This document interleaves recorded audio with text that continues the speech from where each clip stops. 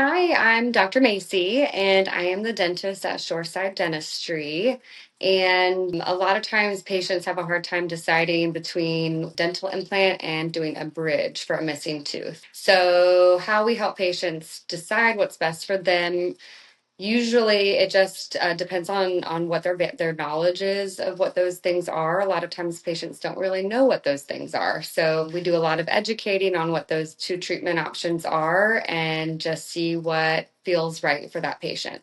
But there's a few differences between a bridge and an implant, and I always tell patients that the main things to think about are both time and cost. So, a dental implant is going to take a lot longer to get to the finished product, and it will also cost a little bit more.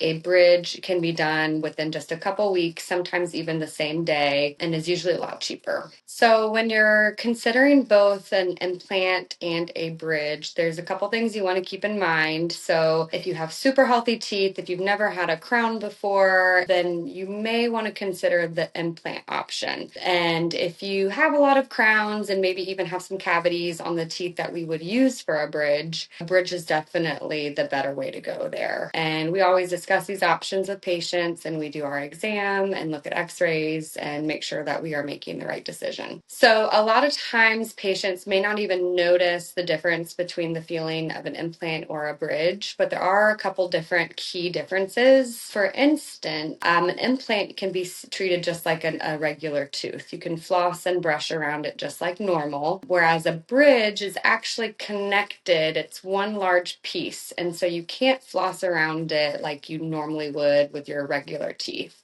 You actually have to use a floss threader or something like a water pick in order to clean under the bridge. So there is a little bit of difference in how you care for them and how you do your hygiene at home. But functionally, you can use them both the same, chew just like normal. Ultimately, they have kind of similar long-term outcomes. A couple common concerns that patients may bring up when they are choosing between a bridge and an implant is the first being a bridge is going to actually shape down the teeth on either side of the space of the missing tooth. So patients want to understand that that is a part of the bridge process, that you do actually have to alter the natural teeth in order to make the bridge fit. And then similarly, when you choose an implant, there's surgery involved in order to place the implant into the jawbone.